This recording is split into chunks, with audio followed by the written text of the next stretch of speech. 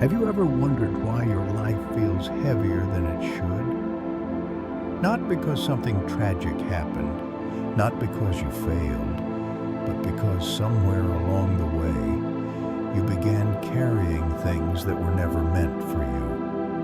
Old habits, old fears, old versions of yourself that no longer belong in the life you're trying to create. Tonight, I want you to imagine something simple.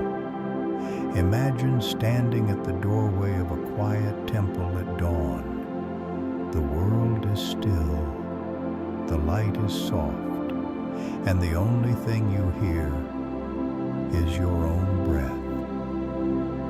A monk steps beside you. He doesn't speak. He simply places a lantern in your hand, a warm, steady light. And in that silence, you suddenly realize you cannot enter the temple if you are still holding what is meant to be released. This script is about those things, the habits that sabotage your peace without you noticing, the patterns that dim your light even while you try your best to grow. Tonight we open the lantern, one habit at a time. Gently, honestly, courageously, because, as the Buddha said, the mind is everything. What you think, you become. And maybe, just maybe, you are one step away from becoming someone you've never allowed yourself to be. It begins quietly. A small yes when you wanted to say no. A smile when you were tired. A compromise that didn't feel like a choice. But the truth is simple. Trying to make everyone happy is the fastest way to lose yourself. You don't become kinder by abandoning your own needs. You don't become noble by shrinking your truth. Buddhism teaches authenticity, not approval. Compassion, not self-abandonment. Imagine your life as a path through a forest. Every time you say yes out of fear, the path bends away from where your heart wants to go. And one day, you no longer recognize the landscape at all. Letting go of people-pleasing isn't rebellion. It's a return to your values, your voice, your boundaries.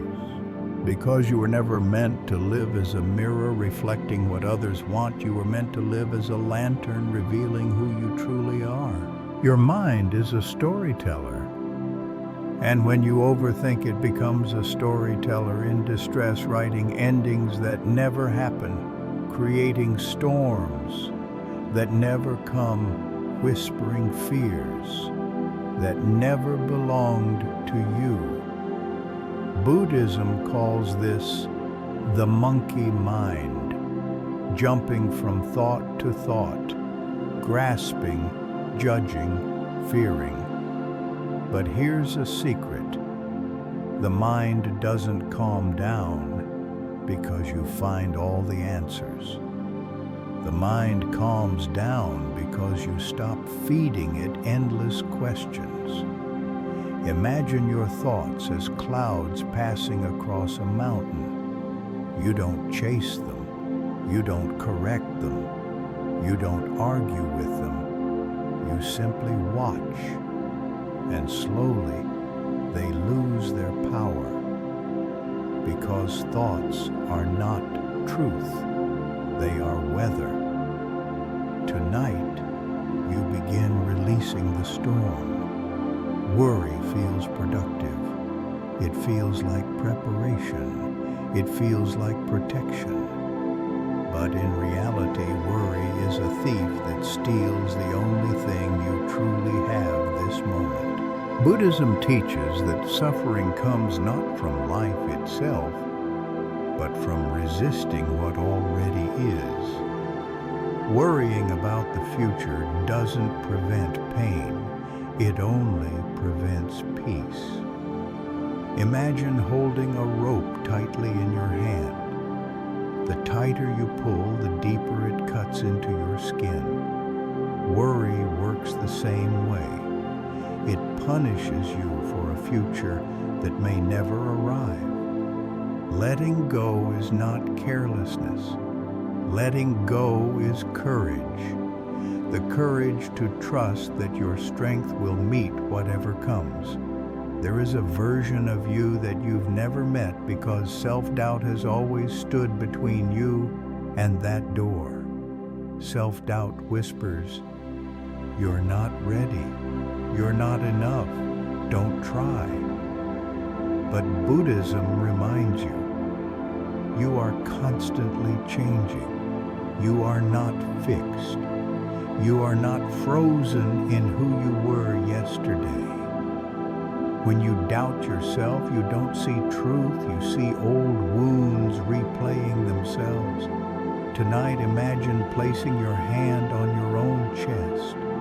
Feel the warmth there. That warmth is possibility. That warmth is becoming. You don't overcome self-doubt by proving anything.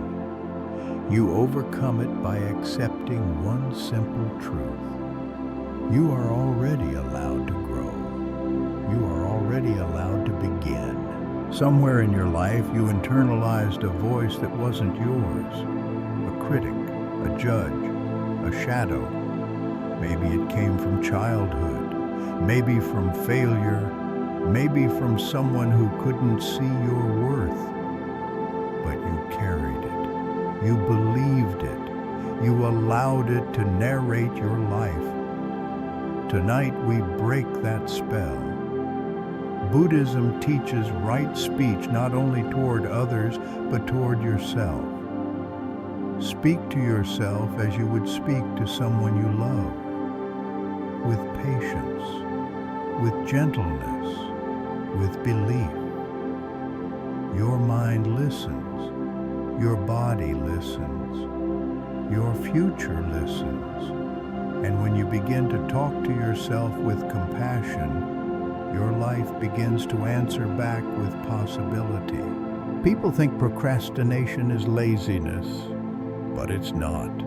It is fear wearing a comfortable disguise, fear of failing, fear of succeeding, fear of the discomfort that growth requires. But Buddhism teaches right effort. The courage to take one small step, even when it scares you, even when you don't feel ready. Think of a candle. It does not light an entire room at once. It begins with a single spark. Your progress works the same way. You don't need confidence before action. Confidence is something action creates. Tonight you release the belief that you must wait for the perfect moment. There is no perfect moment. There is only now. Comparison is a losing game, because anytime you compare, you forget something essential. No one else has your path. No one else has your timing. No one else has your purpose. Buddhism teaches mudita, joy in the happiness of others. Not envy, not competition, joy. Your story is not late. Your growth is not slow. Your timeline is not wrong. Imagine a garden with many flowers. A rose doesn't envy a lotus. A lotus doesn't compete with a pine tree. Each grows in its own season, its own rhythm, its own way. So do you. Failure is not the opposite of success. Failure is the architect of success. It builds you. It shapes you. It reveals the lessons no teacher could ever give. Buddhism teaches impermanence. Nothing lasts, not pain, not mistakes, not setbacks. So why fear what cannot stay? Imagine a door in front of you. You try to open it, and it resists. Most people walk away. But what if the resistance is not rejection, but the universe asking, are you truly ready for what is on the other side? Failure is feedback, not fate. And tonight you release its hold on your heart. The past is a place for learning, not a place for living. But many people remain stuck in rooms they should have left years ago, rooms filled with old mistakes, old heartbreaks, old versions of themselves. Buddhism teaches non-attachment. You cannot carry yesterday into tomorrow and expect to feel light. Imagine placing a stone in a river. The water touches it and then moves on. It doesn't cling, it doesn't hold, it doesn't replay. It flows, and so can you. Letting go of the past doesn't mean forgetting. It means freeing your hands so they are open for what life is offering next. Your body is not separate from your spirit. Your mind is not separate from your peace. Neglect one and the other begins to dim. Buddhism teaches mindful care. Eat with awareness. Rest with respect. Move with intention. Breathe with presence. Your body carries you through this world. Your mind shapes the world you experience. Both deserve your tenderness. Imagine bowing before a great statue, not as worship, but as gratitude. Now imagine bowing to your own body the same way. It is sacred. It is worthy. It is yours.